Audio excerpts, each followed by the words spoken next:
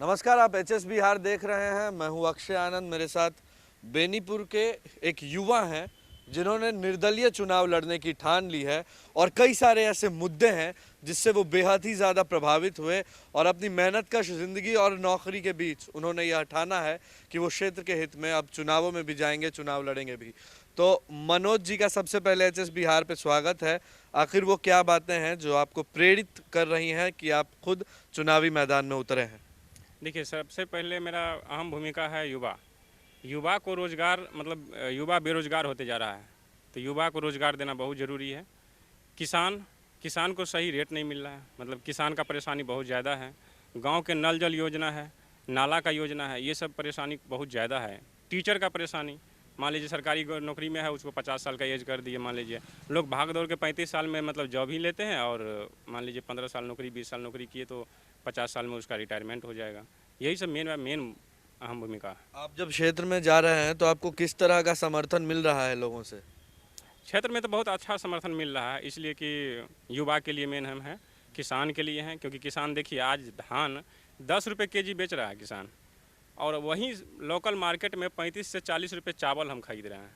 तो ये 10 रुपये केजी धान और 35 से चावल, ये बीच का डिफरेंट, किसान को ये इसका लाभ मिलना चाहिए कि किसान डायरेक्ट क्यों नहीं जो है जो सरकारी रेट 20 रुपये है वो 20 रुपये बेचे। लोकल मार्केट उनको मान लीजिए सपोर्ट कर रहा है कि मान लीजिए 10 रुपये 12 रुपये पे, लेकिन जो FCI गोदाउन है या इसके में मान लीजिए कि इसको एक अच्छे तरीक़ा से इसको कनेक्टिंग करके तो उसको एक अच्छा रेट मिल सके। युवा बेरोज़गार होते जा रहा है, तो युवा को जितना ज़्यादा से ज़्यादा नौकरी मिले। टीचर को मान लीजिए कि एक समान वेतन की बात थी, समान वेतन नहीं मिला मान लीजिए। तो ये सब बहुत सारा अहम भूमिका है जो यहाँ पे वर्क करना है हमको। अब हम क्षेत्र की बात करते हैं। बेनीपुर की अगर 5 मुख्य समस्या मैं आपसे पूछूं तो आप क्या बताएंगे? 5 समस्या जैसे फैक्ट्री, मान लीजिए जो बेरोज़गार है, जैसे कि मजदूर पलायन कर रहा है जगह जगह से, मजदूर के लिए छोटा मोटा फैक्ट्री बैठाना बहुत ज़रूरी है। चाहे कपड़ा मिल है या चीनी उद्योग है या मान लीजिए कि कपास उपजाने का, जहाँ पर धागा ये हो सकता है। बहुत सारा फैक्ट्री मेरे एरिया में है जहाँ की धागा मतलब कर सकते हैं, कपास उपजा सकता है किसान। ठीक है। स्टूडेंट को जो है सो शिक्षा सही से नहीं मिल रहा है। गांव की रोड और नाला में बहुत सारा परेशानी है। एक पानी टंकी बना दिया, आज तक पानी घर में नहीं आ रहा है। मान लीजिए किसान को, मान लीजिए जैसे आज आलू खा रहे हैं, आंध्र प्रदेश केरला का आलू हम 20-30 रुपये खा रहे हैं, लेकिन मेरे यहाँ जब आलू होगा तो 2 रुपये केजी बिकेगा। तो ये सब समस्या है किसान का, जिसे किसान उपजाना नहीं चाहता है, गेहूँ उपजाना नहीं चाहता है किसान को, क्योंकि सही रेट नहीं मिलता है।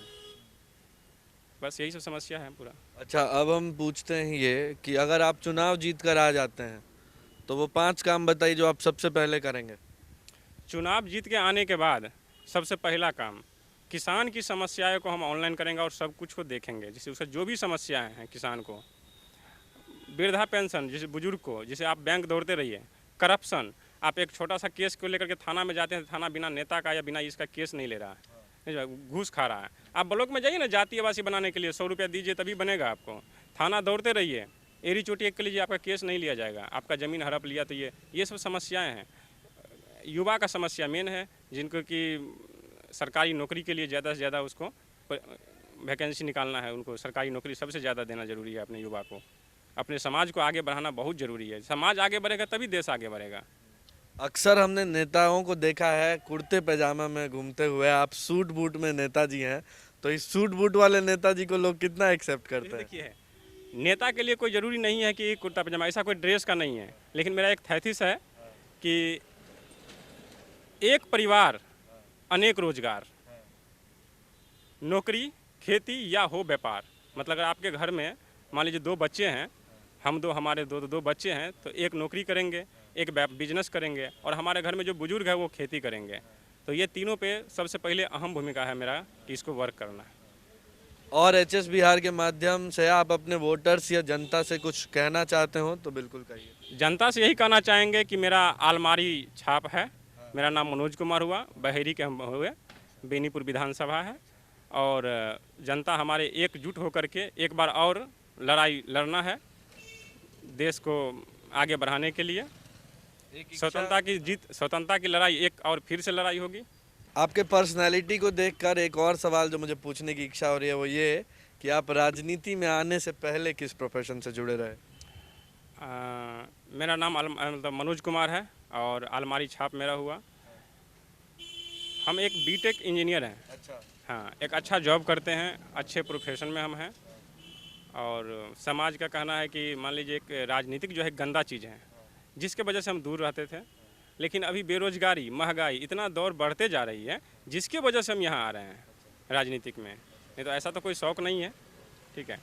अब यहाँ देख लीजिए, जैसे कि नोटबंदी को ले लीजिए, मान लीजिए केंद्र सरकार का है, लेकिन सपोर्ट तो हमारे बिहार सरकार के भी नहीं किए। इसको हम डायरेक्ट इसको लुटेरा बोलते हैं। जैसे पहले गांव घर में लोग आते थे, रात को लूट के ले जाते थे, ये दिन का लुटेरा हुआ। आपके आंख के सामने, आपके घर से जो भी मान लीजिए कि घर के बहू बेटियां पैसा जो जमा की, उसको सामने निकाल लिया गया। ठीक है। लोन को लीजिए, महंगाई बढ़ गई, आपको पैसा चाहिए तो लोन फ्री में दे रहे हैं।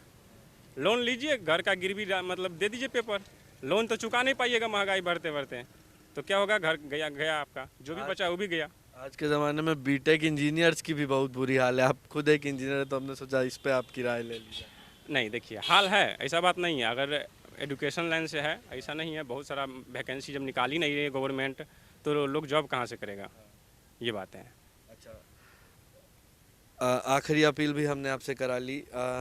एक जैसे मेरा कहना है कि टीचर को लिख लिया, समान वेतन को लेकर के मांग हुई, हाई कोर्ट तक गया। मान लीजिए सिविल कोर्ट ने उसको दे दिया था मानता, हाई कोर्ट तक गया, लेकिन उसको जो है ना, सो अगर धरना प्रदर्शन किया तो लोग मतलब सरकार जो है, पुलिस वाले जो है, उनको मार मार करके भगाए। तो बताइए, जो टीचर है वो शिक्षा प्रदान कर रहा है, और उसको जो है सो आप मार रहे हैं, ये अच्छा चीज़ नहीं है। एक लास्ट हाइपोथेटिकल क्वेश्चन ये है कि अगर मनोज कुमार चुनाव जीत जाते हैं तो वो किस गठबंधन को समर्थन देंगे या फिर क्या करेंगे? देखिए, अपना खुद का जो है पार्टी बनाएंगे। अच्छा। हाँ, क्योंकि यहाँ पर हमें कोई ऐसा गठबंधन नहीं दिख रहा है जो मेरे लिए काम करे। हम खुद का अपना पार्टी गठन करेंगे चलिए, आने वाला समय में। तो मनोज कुमार हमारे साथ थे। आपने उनकी बातों को सुना। युवा है, बीटेक इंजीनियर है और राजनीति को दलदल मानते हैं, फिर भी उसे साफ करने उतरे हैं। आप एचएस बिहार के साथ बने रहिए। इंटरव्यू कैसा लगा कमेंट बॉक्स में बताएं। अगर बेनीपुर से हैं तो ये भी बताएं कि चुनाव कौन जीत रहा है। कैमरे के पीछे किशन है। आप सबका बहुत बहुत शुक्रिया।